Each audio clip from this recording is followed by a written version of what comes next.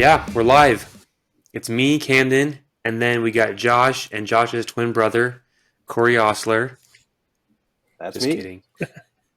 Just kidding. Not really twin brother. But we have a guest with us, Corey. Corey, you want to tell people who you are, a little about yourself? Yeah, my name's Corey Ostler. I'm a art director at an advertising agency. I work along with Camden and did with Josh up until a few weeks ago. And I've been doing that for about 10 years now. And that's a little crazy for me to think about, but yeah, and then I've gone from just like, the littlest little ads that you can think of that no one will ever see to doing some pretty big projects and like cool logo stuff and big websites. And I'm moving kind of more in that direction lately. And that's been something I wanted to do always. And that's good. I just, never had the opportunity. And I have found that if I am not forced to do something, I tend not to do it. So, it's good. I've missed you, Corey. It's been a weird few weeks without a little Corey time. Well, here I am. Yeah, bring him back. Especially since we were starting to work together a little bit more towards the end. That was the sucky thing. It was like, oh man. I mean, it's my fault. That's I did okay. it. You gotta do what you gotta do. Corey's been saving some of our website projects lately, getting them back on track. Among other things, but... So yeah, we wanted to have, like he said, lots of experience in various capacities of branding and marketing, but especially in art direction and design. And so give him, we have him here to give some of his perspective and hear another voice besides Josh and I. Probably a welcome to the few people who listen to us. We're still building followers slowly. We're getting there. We're getting more. It's still early. Hope hasn't been given up yet, at least for me yet. But all of Corey's and rabid fans are going to help us get some more views after this. So that's why we got to bring him on. That's the secret to podcast. Bring on guests because then they share it with their people. So exactly. Damn right. And so today, first of all, Josh, I think you had something you wanted to touch on. Kicking it over to you. Well, it kind of relates to our overarching topic a little bit. If you want to introduce that first. Well, yeah, I can introduce it, but part of what we're doing today is our guest, Corey, we let him kind of drive the topic today. He's had a lot of experience with logo design. And so today we're going to talk a little bit about logos, basically from a few different angles, what the importance of them, what they should be designed to accomplish, what you shouldn't try to use them for, how kind of the working in the industry, how clients tend to sometimes think about them versus those who work on them. So we'll touch on some of that, and Corey will give us some of his input and experience. But if that's the topic, logos and how to best approach that. So is your thing related to logos then, Josh? Yeah. So, I mean, for the few people who've watched all of our videos, we talked about A24 back in the early days, if you will, like episode 2 or something. And I don't know if you've been paying attention, Camden or Corey, but A24 is releasing a new movie by Ari Aster, who did Hereditary and Midsommar.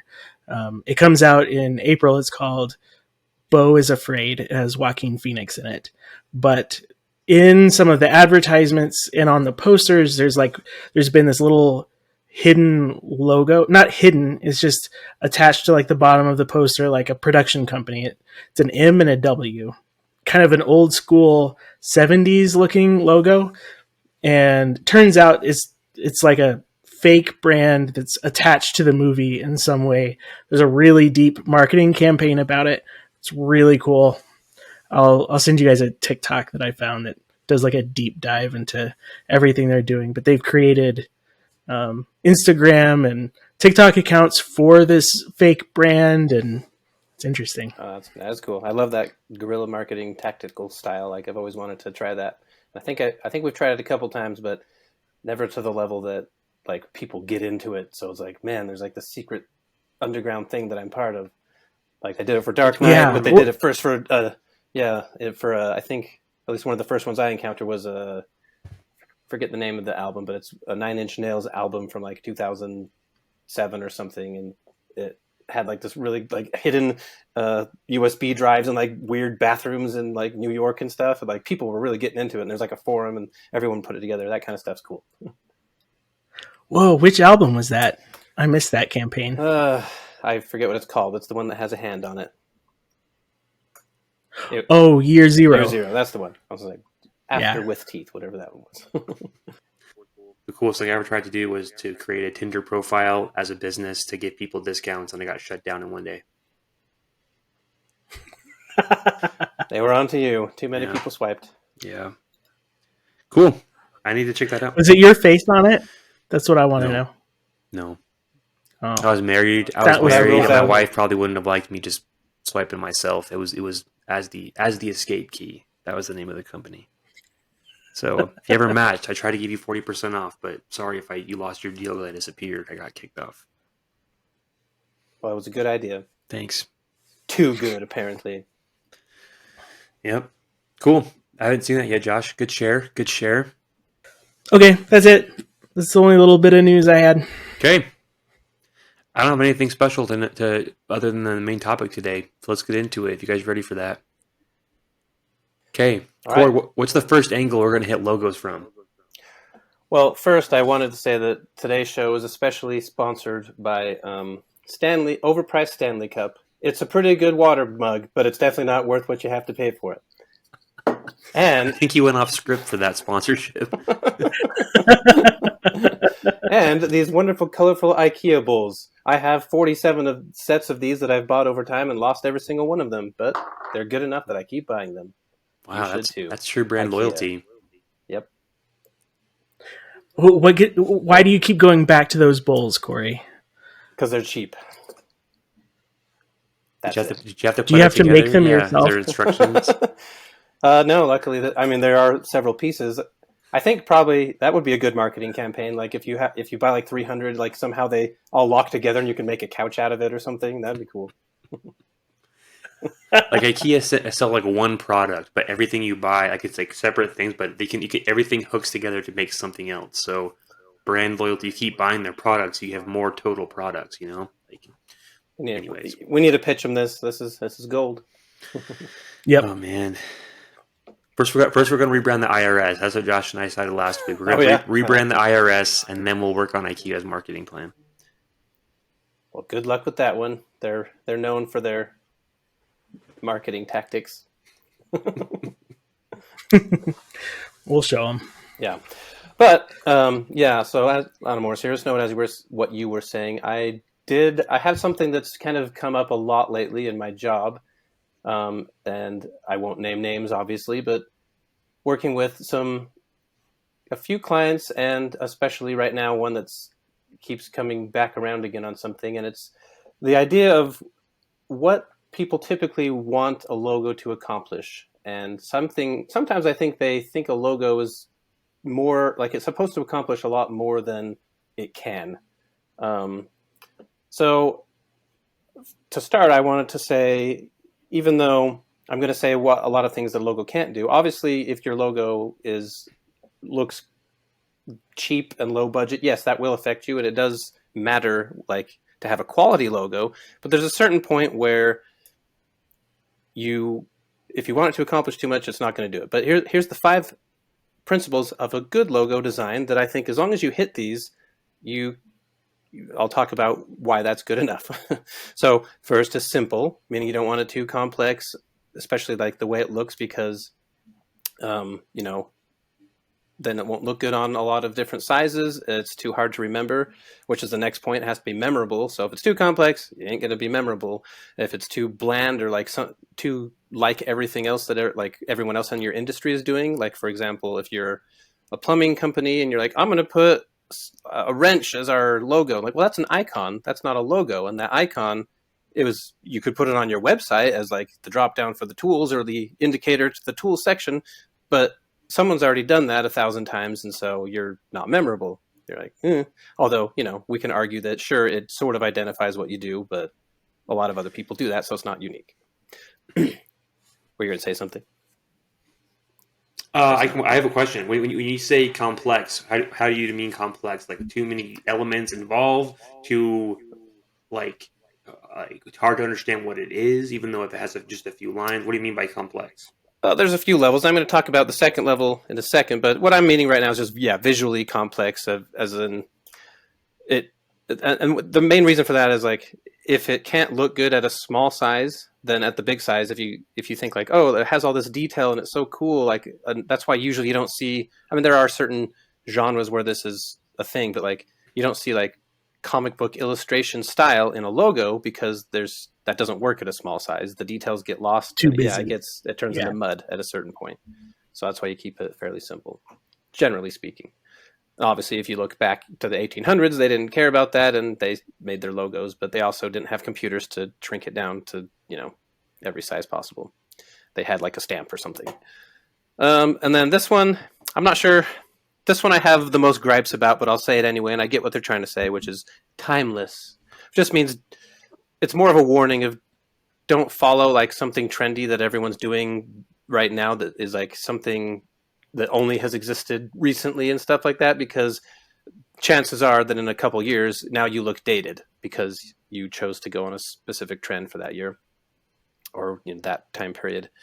And it has to be versatile, and that's basically everything I was saying already. It has to be able to work on the small piece of paper. It has to be able to work without any color and without details and stuff like that. And it has to be, last of all, appropriate.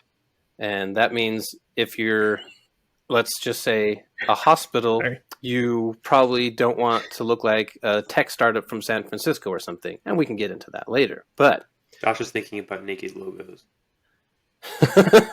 Naked logos. Yeah. There's a lot to say about those. That's memorable. It is memorable. You'll get remembered, maybe not for the right reasons, but yeah.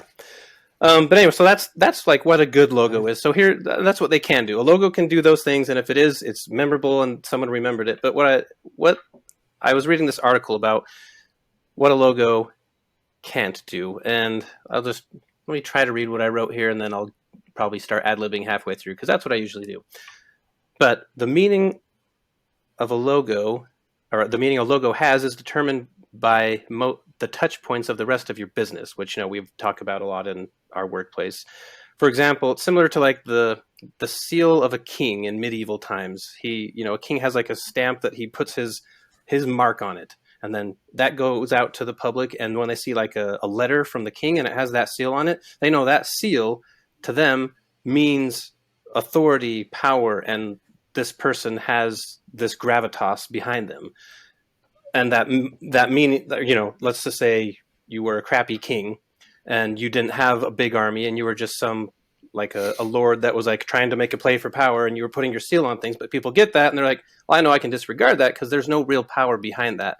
The experience or the effect that you have on other people isn't going to, pull the meaning that the king that actually has the power and stuff like that would have. And so same thing with like a brand. So yes, a logo can convey certain things about your business, but the rest of your business is what's going to actually give meaning to the logo. And that's kind of my main thing that I think a lot of people, especially in like startups that we deal with a lot, like they're coming in, they're like, this is the most important thing, because if I don't get this particular thing exactly right, then no one is going to respect my company, and they're not going to get that we have this cool history and story and this uniqueness. Yeah, it goes back to like people will spend like hours trying to pick the perfect profile picture. There's an inherent desire, like it's kind of like it's your face, so to speak, of your brand. Like it doesn't have eyes and a mouth, but it's for an organization, it is the face. And so you really want to make sure you get it right, because you think how much you're going to be judged by that. And it is important to get a good. You don't want to have a bad logo. That can be bad, right? But like you're saying, there's so much more that goes into that. Even you take your literal face as a person, the brand of your face is determined by who you are as a person more than what's just on your face. And so, try to look good in the morning, get your hair right, well, I guess you guys don't get your hair right, but, ooh, just kidding. Too soon. Get your makeup if you're into that, but, then you go out and be the best you can be. Same with the company. You just got to have a good foot forward to look good logo wise, and then, be a good business or organization. That's more important. So are you saying a logo is just a pretty face? Is that what you're saying, Camden? It's not just a pretty face. It should be a pretty face, period. And then that pretty face has good qualities, but yeah. Well, here there's a couple cool analogies that were in this article I read, and maybe I should mention the article at some point. But honestly, I don't remember what it's called, but I just copied and pasted some stuff from it. But They had really two cool analogies. I like your Yes, honesty. that's Corey. how I roll. That was great. So most people have heard of Pavlov's dogs, right? So it's like the guy trains some Favorite dogs rap that when, group.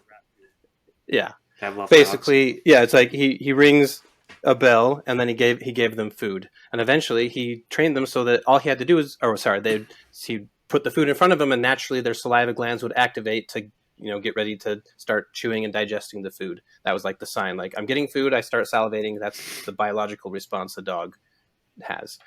So eventually he experimented and took away the actual food and just started ringing the bell. And every time after ringing the bell, the dogs would salivate. And so the article's like, hey, your logo is a lot like the bell in this situation. So it can accomplish that, as in it is the indicator to someone of an experience that they've had. But what is the paste? This is where I'm going to read it. They say it's not only what you are selling, but also every experience that your customer or would-be customer has with you, even once removed through reputation. When a consumer sees your logo on a product packaging, what memories and emotions will be triggered in their mind? And so that's why a lot of people are always like, oh, well, I want it so awesome and memorable. Like Nike has this logo, and all I have to do is show you a logo, and like, that has. I was like, yeah, but that logo doesn't mean anything. Oh, it does. It means like this, this Greek thing. It's like, yeah, but you wouldn't know about that if you just like, if Nike wasn't famous, you never would have heard of that.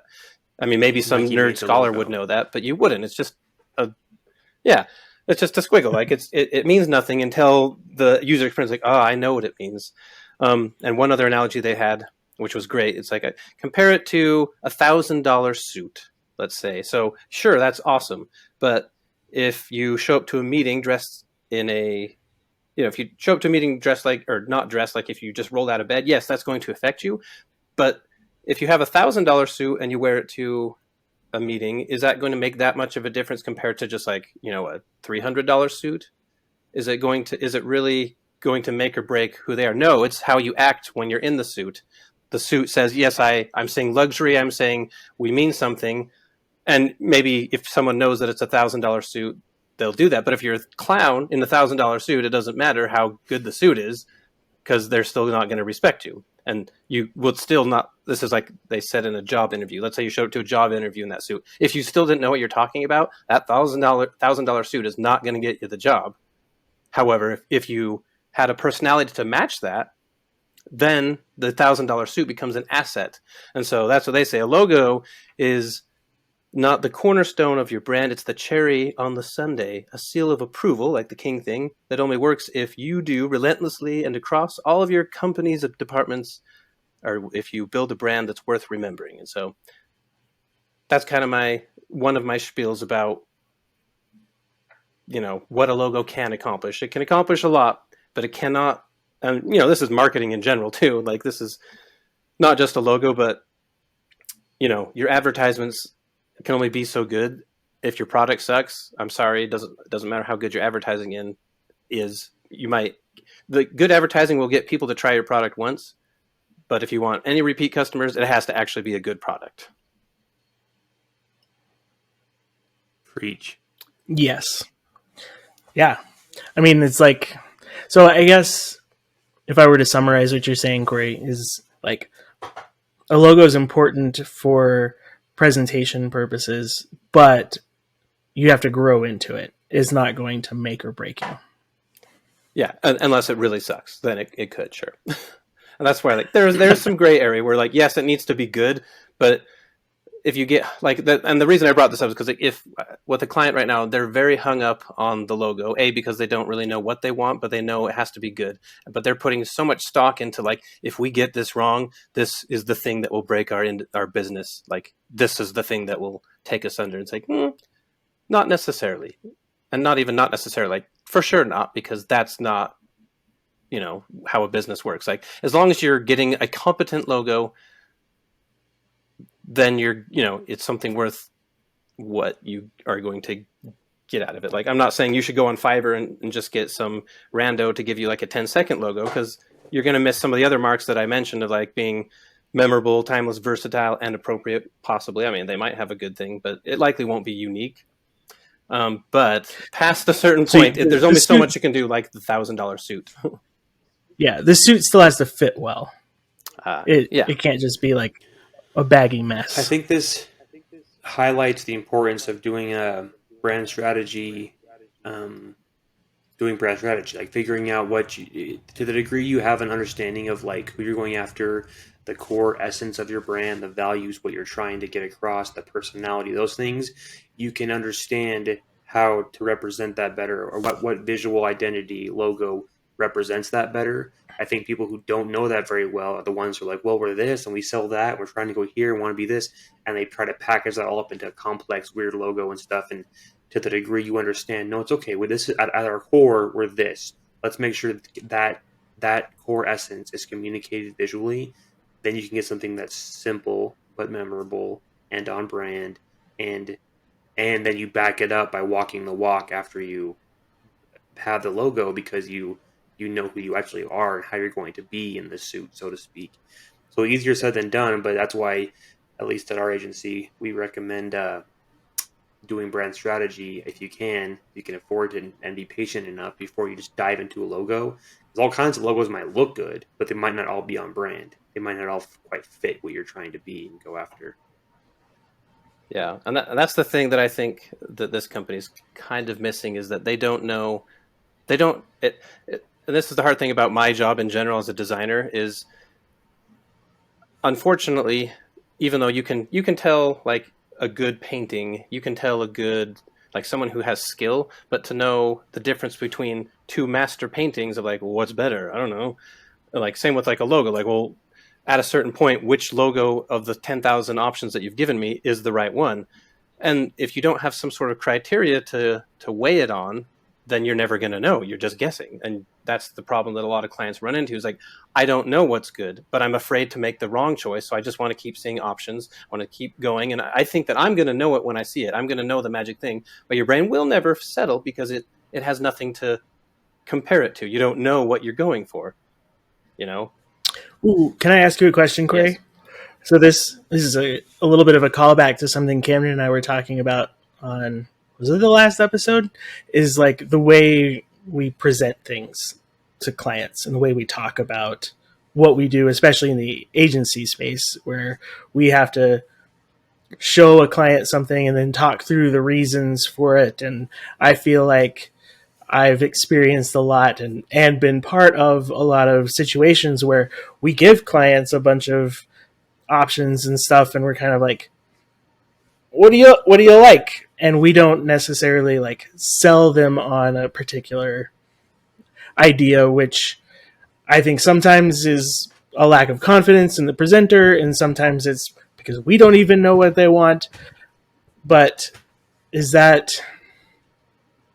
something you've run into too? Like, is there, Yeah. Well, that's the perfect. at what point does it lean on the designer or the team to sell the client on, like, this is why this variation is the one to go with? And exactly, that's the perfect pushback to what I'm saying, is like, well, it sounds like you're trying to blame the client for things, but it's like, and I can say this because I didn't do the original presentation, so I can make fun of other people all I want. I just come in and I'm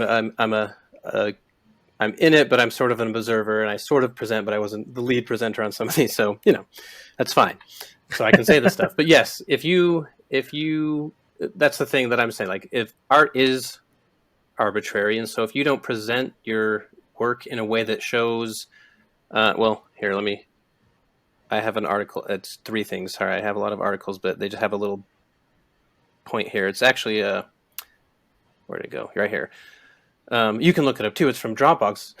At your own leisure, listener. It's called Mental Models for Designers. But this guy was he had a kind of aha moment in his beginning design career, after he presented to a client and they had that same thing. Like, they didn't get it. They ultimately didn't go with what they're saying, and I think they eventually lost the client. And he realized that was on him as a designer, or the presenter, because he says, here's what I didn't do in the meeting. I didn't show how we solved the problem that they came to us to solve. I didn't show them our clear decision framework, meaning why we made the decisions that we made, and I hadn't crafted a narrative around the solution. So story, and I kind of make fun of this sometimes, but it's human psychology. If you don't have a good story or like it's almost like some people call it a sales pitch, but like you have to give a narrative to the thing that you're doing, otherwise it doesn't mean anything. And that's what this client says a lot to me. I like the shape of that, but it doesn't mean anything to me. And so we have to, as the designer or the marketing team, we have to, if they have a certain meaning in mind, cool, and we have to make sure it lines up with that. But if it doesn't, and they haven't articulated that, then we need to make that meaning and tell them why this is the right solution.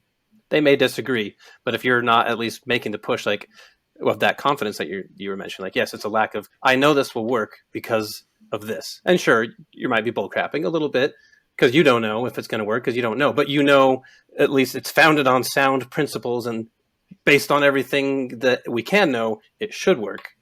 And that's as much as you can do. And it's something to grow into. The meaning might not be immediately apparent to every person who sees your logo, but as long as you're representing those values, then you can grow into the meaning of the logo.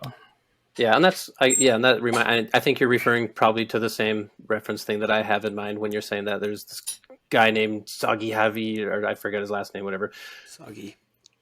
Sagi something. Anyway, he does like the Chase logo, and he did this. There's like a documentary about, I don't remember what company it was, but basically their logo is this circle. And he presented it to them, and they're like, what the crap? You gave me a circle? We paid you like hundreds of thousands of dollars, because he's like a big major New York designer guy. And you came up with the circle? And he's like, but look at this. And then it didn't have meaning, but then he showed them like all these ways that the circle could be used on like all their media and how it can have different context meanings, and like it's a whole design system that he created for them for the circle. And they're like, oh, now we get your vision. I mean, he said it took him like a year to convince them, and we're not I'm not to the level, and the place I work is not at to the level to probably have this kind of gravitas, but like basically he's like, no, you should believe me, and I'm not going to cave. You, the client, need to understand that this is the right solution for you. And he did that enough that eventually they went with it, and it worked. Interesting. You don't remember who the company is? Who has that circle logo? It was. I'll have to look it up. So but not right now. Was it the Netflix reality show, The Circle? It was like I can't remember if it was like something to do with Earth. That's why it was a circle. It's like some Earth company in like something to do with the environment, or they were wildlife, something along those lines. I don't remember exactly what. Really stuck with you. So I want to there you go. It wasn't memorable. I'm gonna go back to something you said and play devil's advocate a little bit, because that's what I do. Oh, that's what I want. Yeah. Now push back, because there's another side to it. Well, I don't even know if I'm pushing back, because I think I agree with what you're saying. But I'm thinking out loud. You guys can tell me if I'm going off path.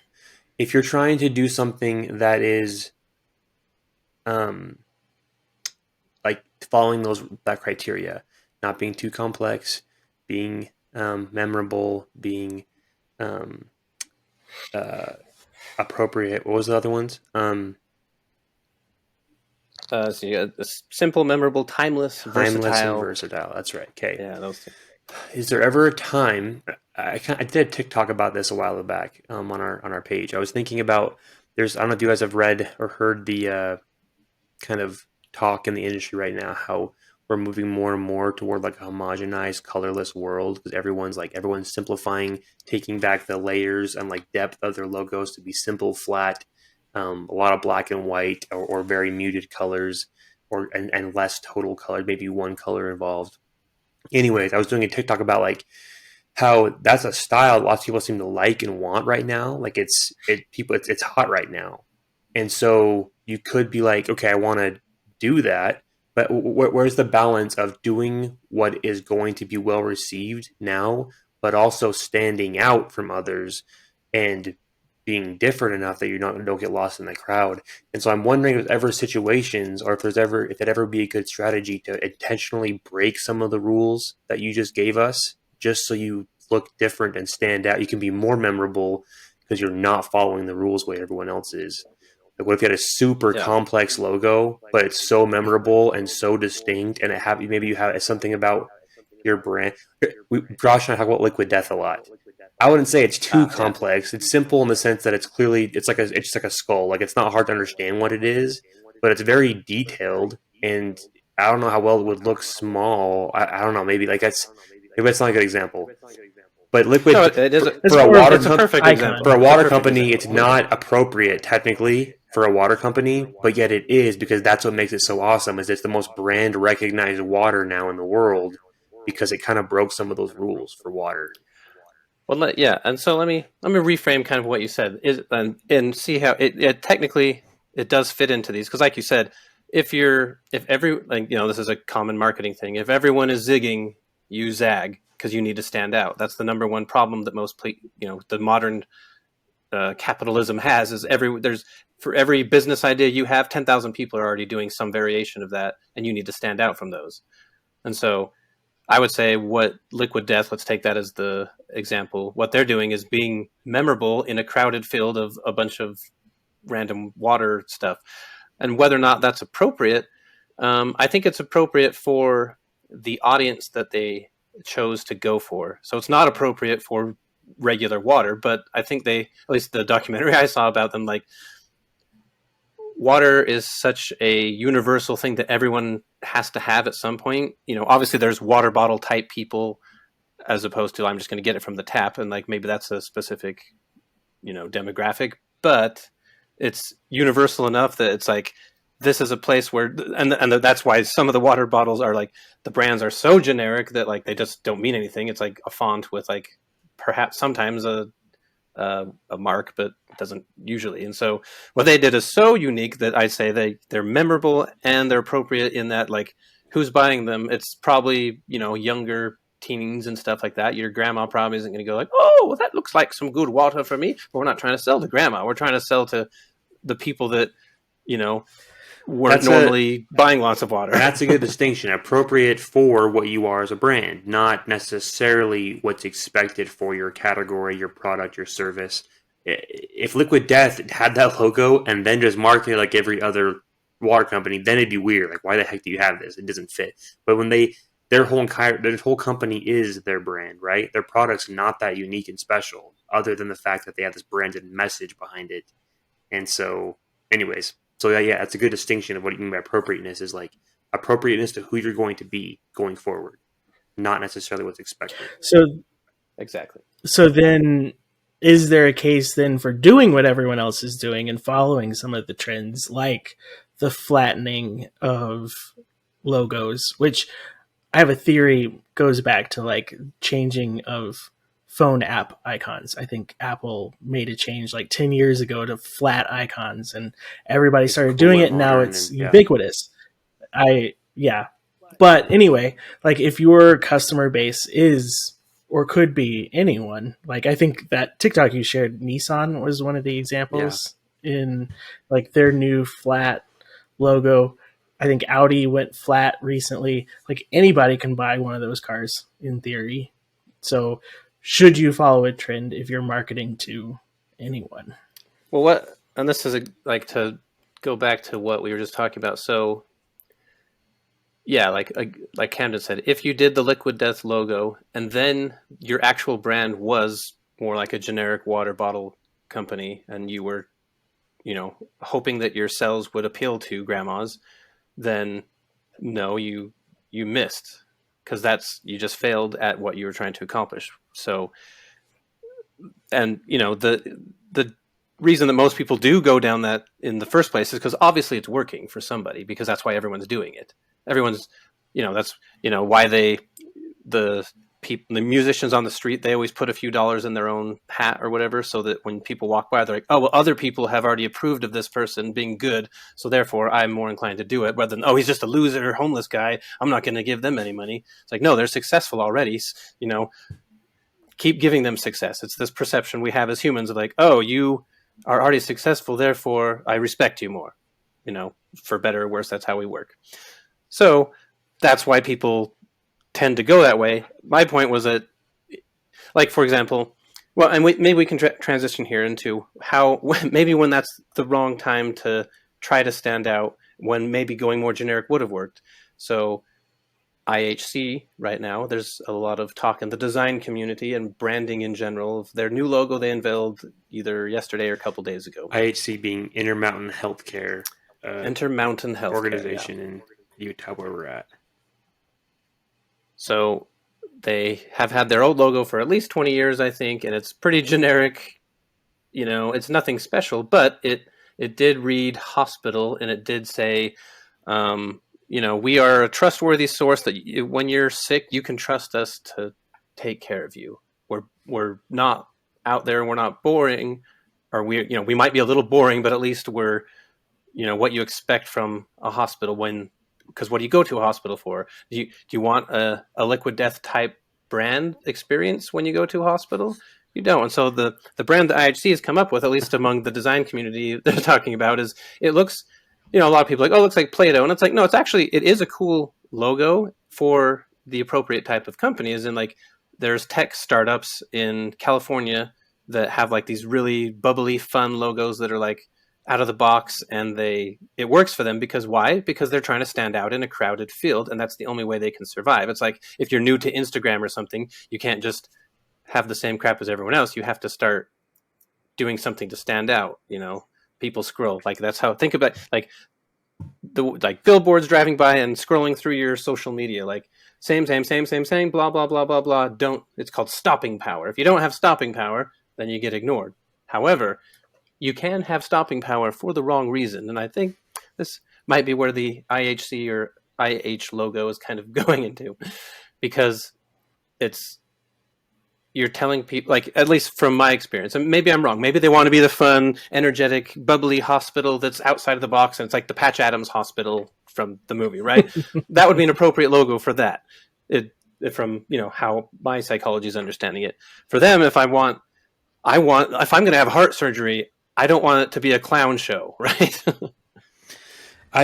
Those colors are bright. It's really I had not seen that until just into IHOP logo. I always cringe a little bit at when, and maybe I'm just not understanding as much as I should, but like whenever we often see someone else's rebrand that we were involved in, we just see a new logo pop up. We often will say, that's awesome, that's a great logo, or that's a bad logo, they missed the boat on that one. And yes, I guess there's some general best practice. You can be like, not it. But a lot of times I'm like, before we say that, we should know, well, who are they trying to reach and why they did that? What were they What's going their new for? brand? Because what if they don't like where they've been? They have a business reason, and they're like, yeah, some people aren't going to like this, but you're not. Like, I don't know that. And some people, again, you kind of assume sometimes, and I'm not saying you can never say a logo is good or bad, but sometimes I'm like, you might think it's bad, but what if it's totally what they needed it to be, and you're not the one they want to resonate with? And I don't know, so. Yeah, no, that's possible, and that's what I said. Like the only reason that we can say, not that we're giving a final judgment, but the reason that seems like a mismatch right now is because it's a big pivot, and if they're going to back that up with like the rest of their marketing and their branding and like the experience of IHC, then cool. Like if we're going to redo hospitals and we're going to redo all the little paperworks and like the little suckers you get are branded that, and like that's part of like, and we're like, hey, we're now a fun, more bubbly, approachable company, because I assume the CEO or whoever is deciding on this logo is like, here's the problem that we're facing. We're boring, we're bland, we stand in with everyone else, and we don't want to be boring and bland and stand in with everyone else. We want to stand out. We want to be, maybe they want to be the liquid death of hospitals, right? Another little side note, this is just Camden's opinion. This isn't necessarily industry standard. I feel like unless you feel like for some reason you have to, just avoid the official announcement tweet or the official, hey, this is our, because people who like it already saw it and are going to like it, and you just invite haters to come slam you on Twitter and stuff. So like if you're going to rebrand and everything just changes and make it the new stuff and you run with it and you run your new campaign. But to be like, hey guys, unveiling the new look, here's our new logo. Like, don't do that. Just have the new logo. Or maybe that's a thing that they need to consider, because like maybe they did. Maybe they had a half-hour presentation giving the context for where the company's going, and then the last thing was the logo reveal. And if you were at that conference or that presentation, you were like, I totally get it. We went from step A to step B, and when you showed me that logo, That's though true. I didn't know exactly what it was going to look like, I was expecting that. But unfortunately, like you said, the rest of the public didn't have any of that context, and so once they just throw that out of context, like, hey, we're a trustworthy something hospital, logo Play-Doh, there you go. Well, I'm gonna my turn to play devil's advocate. While I still like questioning the shape of their typography of that logo. But on to their credit, on their homepage, they have the main call to action on their homepage is exploring their new perspective, is what they're calling it, and they've got a long, very beautifully designed kind of timeline story of how they've evolved and where they're headed, and like it's more than just like just a logo drop. So I don't know. I think they're at least making an attempt to tell their story. I'm not convinced it's going I to be do a bad one appreciate yet. that, and I do think the colors look really good on this page. It's unique in the hospital space. You don't work. see a lot of pink and purple in hospitals. It's a lot of blues, greens, and steriles, whites and stuff. Yeah. So maybe they are. Like I said, as long as they back up with the rest, like if they're committed fully to the brand and it's not, as long as it's not a giant mismatch, because I think that's all it is. It's throwing people for a loop because like this is not how we understood your company, and you're already an established company. You're not a startup. You had a lot of equity in that, and I assume they're making a lot of money because most hospitals do. And for some reason, like, yeah, I would like to. Maybe I'll read the page, but I would like to hear the reasoning of like, so how do you think this is going to help people want to?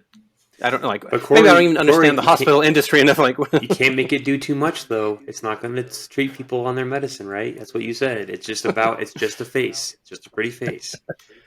well, I'm saying yeah, exactly. And that's the other thing I want to push back on myself on is like, obviously, I shouldn't devalue what a logo is because there's the other end of like, hey, is it $5 then? $5 for a crap logo? Anything will do? Is that what you're saying?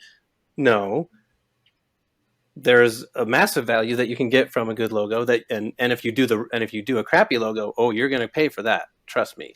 It will A good cost you your logo is business, one probably. that matches your brand strategy. Like that, if it's someone who can capture the brand strategy as described in words and stuff like that, and then put it in a visual representation. That's what a good logo designer can do, and it may look vastly different from the last one they did or the next one they do in style and shape and everything, as long as it's like they understood your brand and they captured it visually. Yeah. As long as there's not a mismatch. I want to do an episode sometime down the road on Sonic logos, like the sounds, like Netflix, but like those sounds that go with it. That's not this episode necessarily, but I'd be curious. I want to get someone who's blind and see how they feel about certain logos and their image when they've never seen their logos. Not their logos. Sorry, I mean brands. How do you feel? Like, how do you feel about like how much visual plays a part of people's brand versus what they just hear about them or the products they buy? I don't know anyone. I don't think near close to me that's blind, but that would be interesting. I'd be curious to that's see a like good point. if you've never seen Nike's logo, you've never seen Gatorade, Apple, Google, you've never seen the logo. Do you feel any differently about them than everyone else seems to? It's probably not vastly different, right? But because again, it is the cultural narrative that kind of is the brand. But yeah, that would be interesting. Mm-hmm. I do have one last gripe about logos, if you have time. Oh, we got time for gripes. Of course. So the last, and this is sort of related to the last one, but again, this is back to that company that we're trying to get their logo. One thing, and I think I've kind of covered this, but this is just a slightly different angle on that, is one of the things that clients often try to get the logo to do they try to get it to do too much, I guess, as in they want it to have this really deep hidden secret meaning that like is like, well, the reason we did it is because don't you see like this curve represents the pivot that we took when we first purchased the IP, and the color pink represents my brother who died in the war. Like, I'm not saying this is what they were saying. This is my extreme version. And so it's like, I want it to be personally meaningful to me. And so that when I see it, I can say, I like that logo. And the reason I like it is because I, the owner, associate with it. And I am the business because I bought it. Whereas hopefully, if they did some sort of like brand strategy or thinking, they would realize that, I mean, it could have a story behind it, but if it's not, it's likely not, like if it's complex story other than like a very literal interpretation of what it is showing, then no one's going to get that. No one's going to get your deep story that's 2 steps, 2 dimensions. And B, it should be not relevant to you, the person. It needs to be relevant to the viewer or your customer. Because if it's only relevant to you, sorry, buddy, you marketed to yourself, and unless you're going to fund your whole company, you failed. So I was going to say, who do you think? We're not necessarily quantifying this in like there's not a right or wrong answer, but like who are the go-to? Name like the top 3 brands that are always the examples of like a strong brand. Who are the name 3 dominant brands? usually, at least the ones I hear, there's like anytime I hear a good brand, people are like, "Ooh, Apple, Nike, maybe Adidas," or I don't know. Who's the third one on your book? Do you have a third, Josh? Or do you dispute those 2? Are those the reigning 2? Coca-Cola? Those are probably like the most obvious two. I Yeah, mean, Coca-Cola, yeah. Coke? yeah, Coke. This is Nike. Apple is literally a generic looking apple with like a little bite taken out of it. And Coca-Cola is a little fancier, but it's just the name written. It's in an overly in complex, font. dated logo. Yeah. Yeah, like again, not that you should just okay. That means everything should be super simple. Like we're not saying that, but like it goes. There's, I'm thinking of the client you're thinking of, or Corey, and past clients. And again, not that you should always be that simple, but if you were to put that Apple logo or a Nike swoosh in front of people right now, a lot of people would be like the Soggy Haviv story. Like this is what I'm. But you're like, no, this will do it for you. It's going to be, and Nike's like never changed. I mean, they've had the swoosh with like the word Nike, and then they've rearranged it, but that swoosh has been literally since they found it, they haven't really changed it. Anyways, sorry, just some examples saying if they can work with a brand that simple and that straightforward and it's nice that you can, if you talk about color and stuff, something simple like that you can put in any number of colors, right? Whereas if you have like a tree that is green in your logo, it only ever looks good green. You don't want to have like but Nike can have any different for different holidays, for seasonality, for promotion, for breast cancer awareness, for whatever. They can change the color and it's still a recognizable logo and it works. That's the versatile Because they gave part it the meaning. about. Yeah, exactly. The meaning didn't come from the logo. They gave it the meaning with the rest of their entire brand. So yeah. Fun question. Just little logo trivia for you two. Do you know what the oldest still used unchanged logo is? tell me what the source is that's telling that we got the information from. Time.com. Oldest logo still used.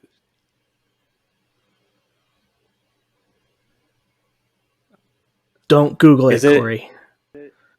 I'll give an answer. I'm guessing it's some kind of either soft drink or beer company. That's all I'm going to guess. I'll answer it, but is it a actual like company logo, like an organization, or is it like some like symbol for something that we? No, it's like a brand logo. It originates from 1887. It was the first time it was used. I was gonna say like Ford or like that's too recent. It's got to be British because some kind of help. They love their logos. Ooh, Corey's on the right path. It is British. Okay, I was like, those are the oldest logos I've seen are the British ones, and they're like, is it a consumer product like a beverage or something like a household good? Yes, it had to look good on a box crate. That's my guess because it was that old. Yes, it did. Okay. Is it widely used in America now, or is it still a British thing?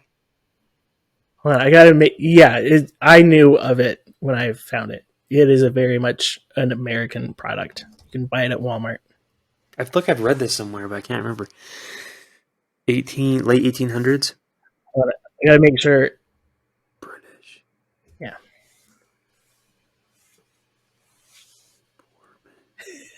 I don't know. I'm gonna keep. You give up? I'm gonna kick. I think I've heard this before, so I feel like I'm gonna recognize it, but I don't remember. So it's got to be some sort of brewing company or like a tea or something that's universal to their culture. Well, what's a British drink? Corey. Tea. Yeah, Corey, you're on it. It's a tea. Really? Okay, yeah, here we go. I'm like, what is British? Hey, we haven't had to worry about tea since 1776. Twinings tea. What is it? Linings? Twinings? I don't think I've heard that. Twinings tea. Yeah, you'd You've heard of recognize it that? if you saw it. Yeah, I'm pretty sure we have some in a cabinet downstairs. I never heard of that. Let me Google it. Yeah, it's See just if a I've seen it. nice loose leaf tea Well, company. good for Oh, them. okay, Good I job, guess. Twining. They should sponsor our next episode. Okay, I've seen the logo. Yeah, I don't have tea usually, so I haven't have it in my house, but I've obviously seen it on the shelves before. Yeah, it's interesting. You think illicit drugs could build a logo? They probably have ones that we don't know about. Like, what is crack cocaine's logo I think in their some of brand them strategy? Like, I do know mostly from I was like some book that like some drug deal, like maybe not for the drug specifically, but like their the brand? drug dealer themselves has a logo. Yeah, like Ooh, they put okay, like a little that's secret next symbol on things. episode. I need to look at illicit underground logos that are unofficially recognized. Is that really a thing? I think like Ellen. It's like the Matrix, tabs, follow there's the like- white rabbit, and so you know. Yeah, That would be fascinating though to see who's design. Like, what is the evaluating? What do you call that? Like unofficial logos?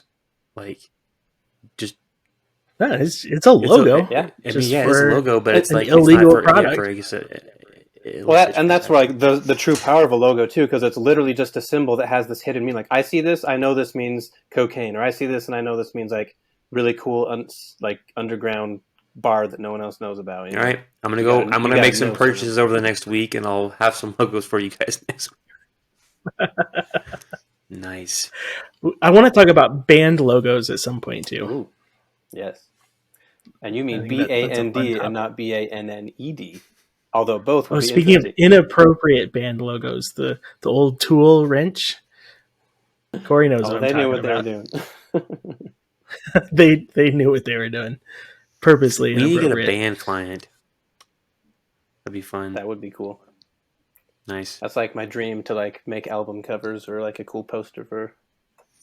I want to make more Done it for spec some work small ones, but just for fun and see if we get people's attention. Do some spec work. I've written out That's like good. two or three. Well, we've got 2 I've written projects out 2 or 3 Nike commercials on the I list wanna make. already. Yeah, that's a growing list of projects for us to do. Well, it's good. Anything to add, Corey? Any more nuggets of wisdom on logo design or soapboxes? Either one. I think I've ranted as much as I can possibly think of. And Seem to fix our logo, Josh. Our logo was We do. was an out of necessity, not paying someone like you to do it for us logo. But boy, did we think about it for way too long. Yeah. well, at least you thought about Have we grown into it? I want to know any It's a good logo logo. that you really like that's not a well-known successful brand. Because prove to me that we separate, like going back to the what does a brand do? We always think we think Nike's a great brand or a great logo because Nike's a huge, well-recognized, understood brand. Like, would we think that if some guy on the street came up to your door and said, "I'm selling these shoes, they're called Nike." Like, I don't know. I can't say that because I don't live in a world in which Nike's not Nike. Give me an example of like that's a fantastic logo, and I have no idea what that company is. I don't know if you can. It's Well, I will say, yeah. As far as you don't, that's what I was saying. It's like you can't say it's good because like the way we say something is good, at least in the business world, is it successful? You understand? Did it make money? And yeah, you understand it. I personally do. Like I go through like Dribble and Behance all the time, and I'm like, hey, that's a great logo. But I've noticed, and like I don't make these kind of logos, but like unfortunately, like one of my favorite people I follow on Instagram is this guy that like does clever logos, and they're not like real logos, but they're like it's like the word fish, but it's a logo, but it's like a really clever way to like shape the word. I'm like, that's so smart and clever. I would never do that, but like, wow, that's outside of the box thinking at least. It, but yeah, it's more like an art piece Yeah. than like a functional mark. But Yeah. huh. So I like a lot of that kind of stuff just for the way it helps me also start thinking creatively. Like, oh, like I'm being boring. Like to see that in that, like, ooh, genius. Comment below if you're listening to this and you have any great logos that you think are just really great, need to be recognized, or just plug your own company if you need to. We're okay with that as long as you comment on our video, like and subscribe, and then comment your brand. Free sponsorship next time. Well, this Yep. was good. I had a good time anyway. Well, Good. well, we all got the black hoodie memo. Well, Corey's on a hoodie. I didn't get my hold on. Hold on. I gotta complete it. Get my blue light glasses. Look at us, guys. There it is. Look at this. Josh, you need that. Oh, missed opportunity. That's a That row should of have been smart earlier. people. people want to listen to us. Nice. Okay, bye. So, all right. Till next time. Merry Christmas, and I don't know. thanks for inviting me. Sorry if I rambled too much. That's what I do.